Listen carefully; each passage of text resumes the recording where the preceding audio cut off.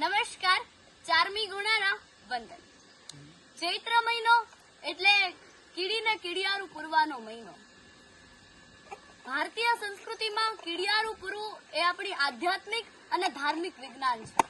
આ મહિના દરમિયાન આપણે આખા વર્ષનું કરિયાણું ભરીએ છીએ, તો કીડીઓને પણ આખા વર્ષનો ખોરાક ભેગો કરવાનો આ મહિનો છે. એટલે આ મહિનાએ આપણે કીડિયારું પૂરવું જોઈએ.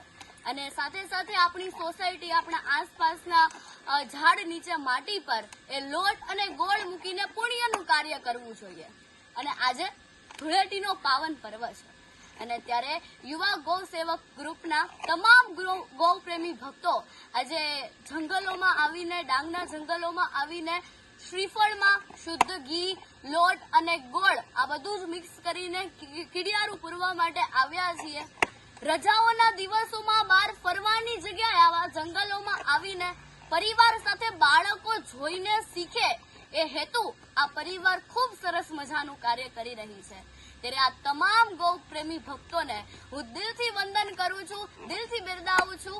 જય હિન્દ, જય ભારત.